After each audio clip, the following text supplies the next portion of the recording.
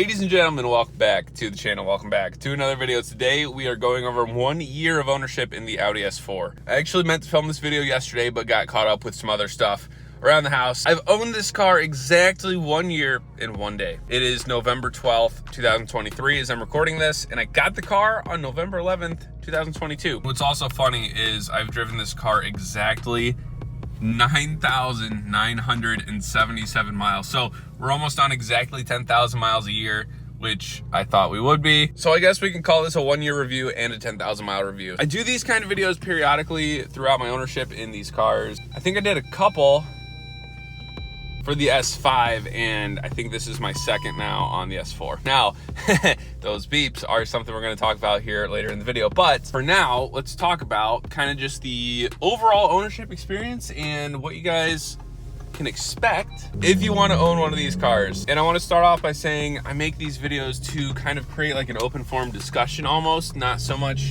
a full-on review. Just if you have specific questions, throw them in the comments below. I try my best to answer every single one. And if somebody has a question in the comments that you know the answer to, feel free to voice your input and reply to them. It helps out major. Let's start off by talking about the easy stuff. So like the maintenance, the cost, things like that. Maintenance has been so easy on this car, like almost not real. I've done one oil change and it was 6,000 miles ago. So it's almost due for another because this car is tuned and has some extra goodies and whatnot. So we'll want to probably do an oil change on this car here soon, but thinking might do that when we put the winter tires on. So the main thing was the oil change. That was it. I think that costs about 120 bucks. You want to make sure you're taking your car to the right people who know what they're doing. So that was one bit of maintenance I did on this car, and then, dude, that's it. If I'm doing something wrong, let me know, but did that, like I said, about 6,000 miles ago, and probably gonna do another one soon. But the car is only at 38,500 miles total. So it's not like it needs big mechanical fixes or replacements of parts or anything major. So I think for the time being, we're good. Now, besides that, obviously this car is not stock. We've done quite a bit to it as far as the modifications go. I'll leave a link to a video where I go over every single modification on this car. I'll put that in the description. That is kind of a video in itself, but that's like not so much the ownership, that's like what we've done to it. If you get these cars stock and you're at 38,000 miles, you shouldn't really worry about anything. Warranty's a big one. I believe all new S4s come with like a 3-year manufacturer warranty. So we waited till after that 3 years to start modifying this car. Just something to note. I guess also expenses would be like fuel economy. Long term, over those 9,978 now miles, it's averaged 23.2 miles per gallon. This is funny, this road is really horrible. Watch this. I'll go over into this lane.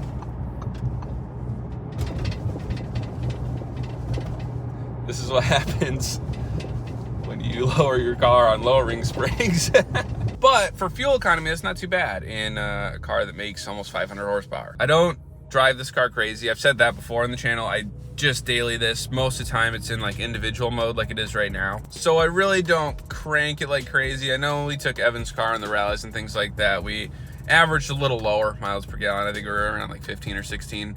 But we were cranking the entire time on a stage 2 plus car on E85. So that was different circumstances. But for the sake of the S4, this is the daily, man. I take this car to work. I drive this car every day, running errands like today. Yeah, fuel economy's great. Daily drivability is amazing. I cannot ask for more in a car unless I was saying like, oh man, I wish I had extra space for stuff like an RS6 or something. It's just not. For what I use the car for, I daily drove an S5 for 4 years. So I'm used to not having space. I put skis, ski boots. What am I talking about? I had all my belongings in this car when I moved 3 weeks ago. So I had all my stuff in this car and it was fine.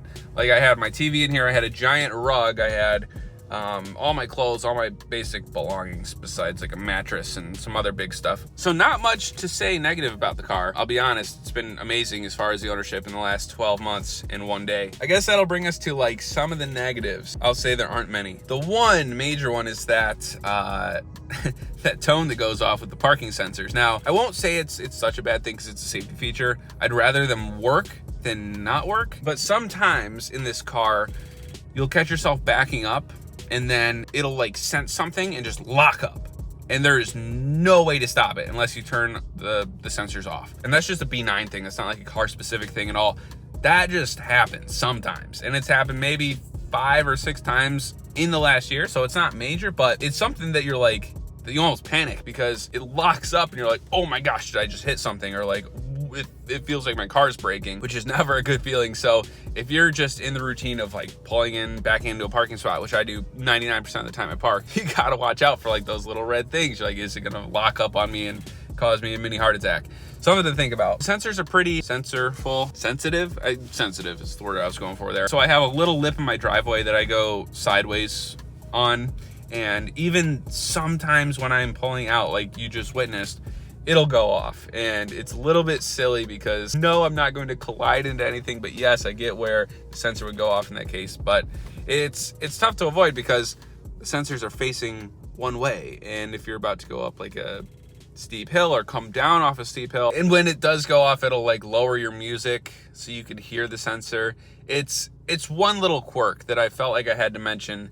But it's not like a life or death thing. It's not like it interferes with any operation of the vehicle in like a practical sense. That was a smart sentence. It sounded really smart there. Let's talk other expenses with the car. I get my gas from either Shell or Costco now. I got a Costco membership, so they got 93 on the cheap. I think it's around $370, $380, which I know is not relatively cheap, but insurance cost is another thing. I believe the insurance for this car, I can double check, but it's like $115 a month for me. I'm 25. I just recently got a ticket 5 years ago off my record, so maybe when I renew, it'll change, who knows. But as a 25-year-old man with, we'll call it no speeding history, $115 a month for full coverage insurance on the car is not too bad. It's really not bad. When I've heard these stories of people who have like Toyota Camrys and their insurance is like $200 a month, I'm like, interesting, okay? So if you factor that in, over the last year, I spent probably $1,400 on insurance in this car. Just a little things that I wanted to mention that you don't always think about when you're like purchasing a new car. The 2018 and 2019 Audi S4s, I think, are still like the most bang for your buck car you can get right now. Prices are coming down on these, which is good news for a lot of you.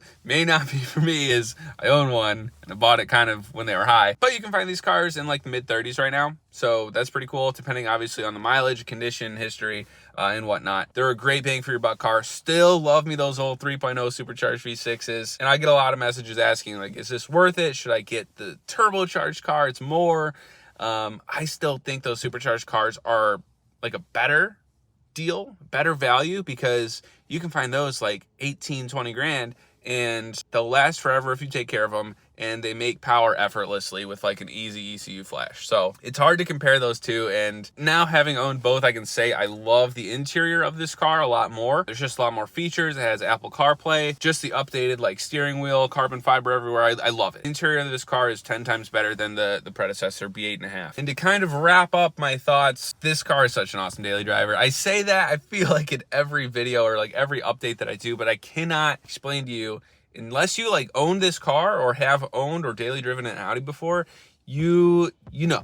Basically, if you know, you know. I'm about to put this car on the winter wheel setup. The only thing I'm concerned about is we lowered this car earlier this year in, I believe it was April or May, whenever we put the winter tires away. And we put the summer set on, we put the Rohanas on. The winter wheel setup I have are 18 inches, and I'm really afraid that it's gonna be too low. So I guess we'll see what that means and like what that brings when we actually put the wheels on the car. But just the difference of that inch in wheel diameter is going to drop the car, I think, significantly. And it's already low. I have to take angles when I come out of my driveway. So in the winter especially, this is gonna be interesting. But again, I really just had those quick couple of thoughts on the car. It's been super easy, super reliable. If you guys have specific questions, please, again, leave them in the comments below. And honestly, the best way to reach me is on Instagram. I get a lot of messages on there as well. Please just send me a message. 9 times out of 10, I'll see it. If it's on like my hidden requests or whatever, I'll have to go into that, but not a big deal for me at all. Go comment on my post, go ask questions in my DMs, whatever. I'm always happy to answer. We also just hit like 20,000 followers on Instagram, so that was pretty cool too. Thank you guys for that. But that's gonna wrap up the video on the B9 S4 and my thoughts, my ownership